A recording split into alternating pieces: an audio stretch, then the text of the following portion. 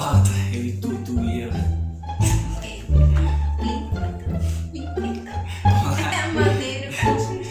There's a change in the wind that's blowing, and I've still got blood in my heart, though we might not know where we're going. Olá pessoal, tudo bom com vocês? Eu sou a Ju. E eu sou o Rick, E nós somos os Lopes! Sejam todos muito bem-vindos ao Lopes School. O vídeo de hoje, como vocês viram aí no título, será respondendo a pergunta de vocês, solteiros. É isso aí, nós fizemos uma enquete com os solteiros, se eles tinham algumas dúvidas a respeito do casamento, e nós gostaríamos no vídeo de hoje compartilhar com vocês algumas experiências, aquilo que a gente acredita sobre relacionamento e sobre casamento. Então se prepare, pega aquele caderno mofado da época da escola que deve estar lá no canal, né? Que porcaria foi que foi. Então se prepare, pega aquele caderno mofado da época de escola que deve estar na gaveta do seu quarto, pega aquela caneta que você já nem sabe mais que cor que ela tá, era azul, mas agora depois de tanto tempo a gente nem sabe mais a cor que ela deve estar, já né? até secou. Anote tudo que você puder e vamos à primeira pergunta. Nós não vamos falar o nome de quem fez as perguntas pra manter a privacidade. Vai que a pessoa quer enviar pro crush. Como é que envia, né? Então você fica tranquila, copia lá, pode enviar que eu não vou falar seu nome, certo? Primeira pergunta. Você acha que a forma que o outro trata os pais influencia na forma como vai tratar você? O que você acha? Eu acho que totalmente. Sem sombra de dúvida, né? Uma das experiências assim que a gente teve antes do nosso casamento, porque essa é uma pergunta, né, para aqueles que estão namorando, estão observando ainda, né, a atitude de cada um, para ver se o comportamento, para ver se realmente vale a pena ou não. A minha experiência a respeito disso, né, e eu tinha isso muito bem claro no meu coração, era observar a forma como a Jo tratava os pais dela, né? Se os pais dela ou os meus pais, que são as pessoas que a gente conviveu até então a maior parte da nossa vida, Nos deu a vida, nos criou, né? Aguentou o nosso choro, fralda suja. Se a gente não tem uma consideração por essas pessoas, cara, quem dirá no casamento ter uma consideração pela pessoa a qual vai estar do nosso lado. Então assim, um dos princípios fundamentais para você ver se essa pessoa é uma pessoa bacana, que dá para você investir, é a forma assim como ela trata os pais. Então vamos à segunda pergunta. E a pessoa que fez essa segunda pergunta, o nome dela é... Não vamos falar. Guarda a curiosidade. É possível casar com uma pessoa errada?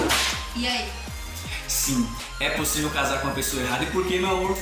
Porque quando você negligencia os pontos fortes e os pontos fracos para se iniciar esse relacionamento, muita coisa pode acontecer para dar errado. Nós temos acompanhado em redes sociais que, infelizmente, o índice de divórcio tem aumentado assim de forma gigantesca. Isso acontece porque muitas vezes as pessoas se casam, não conseguem avaliar muito bem a personalidade do outro, talvez vai negligenciando porque gosta, como foi falado no vídeo anterior. Estou totalmente apaixonada, quando casar muda, e não muda. E aí quando dá aquele choque de realidade, acontece a separação, que é o casar com a pessoa errada. No vídeo anterior nós falamos sobre a diferença entre amor e paixão, né? E muitas das vezes, tanto o homem quanto a mulher, a impressão que dá é que ocorre mais entre as mulheres.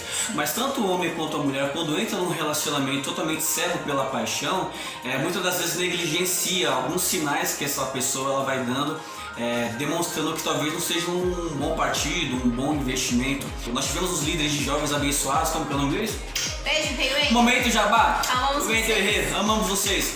E eles, né, aprendemos com eles, né, que a partir do momento que nós fazemos as escolhas, né, é apresentado para nós por líderes, por amigos, por pessoas, né, sempre dando uns toques, alguns sinais, mas quem toma a decisão final somos nós.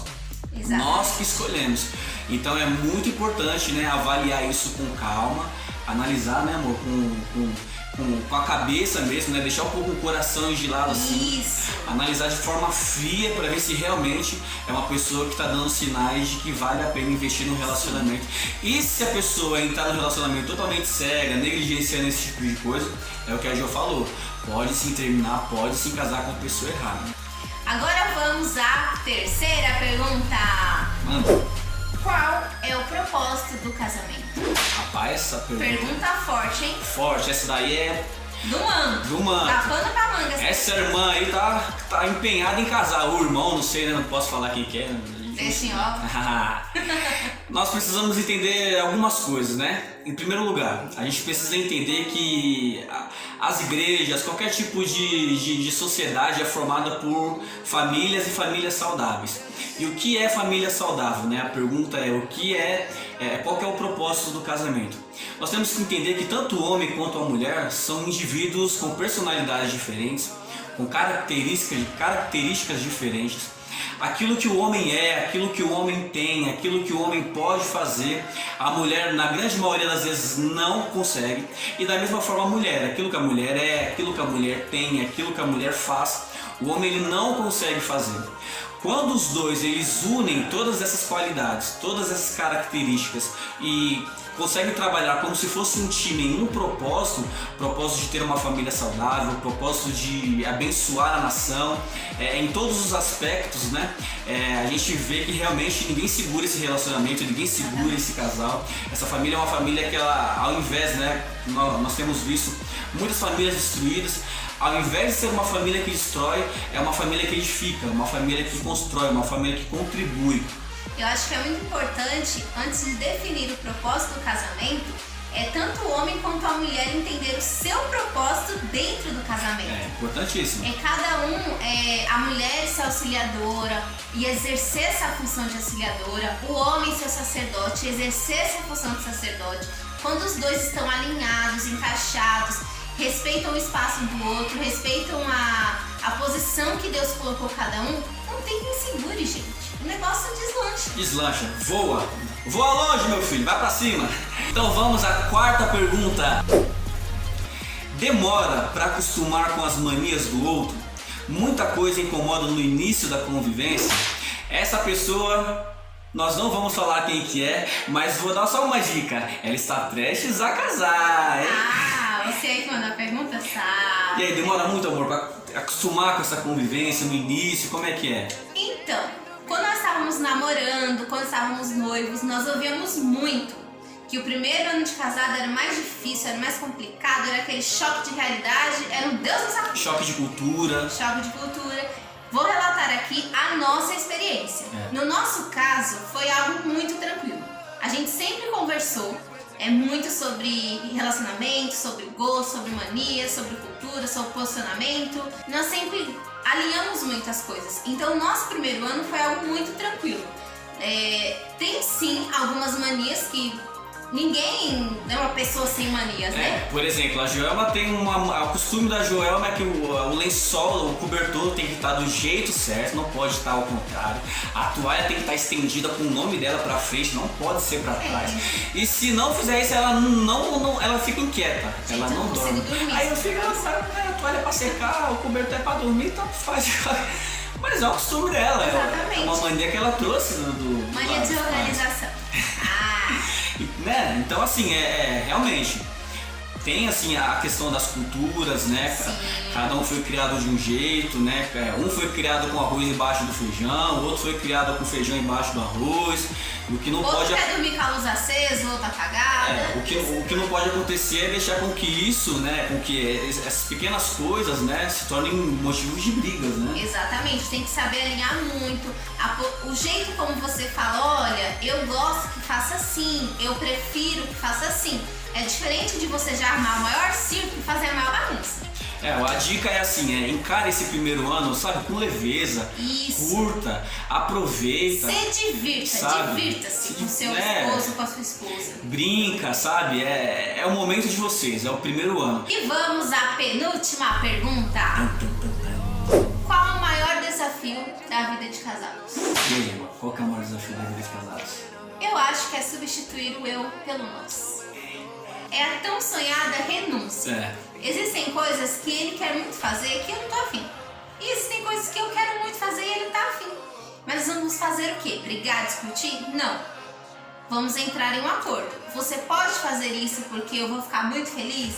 Você pode fazer isso porque ele ficará muito feliz? Então essa é às vezes o maior desafio, entrar em um acordo, você renunciar, poxa, hoje eu quero só ficar em casa, mas ele quer sair, tá bom, vamos sair. O outro dia, poxa, vamos ficar em casa? É isso aí. Que putinho, meu Deus. Nada que um acordo não resolva. Então vamos à última pergunta desse vídeo. Se pudessem dar um conselho para jovens solteiros que desejam se casar, qual seria esse conselho?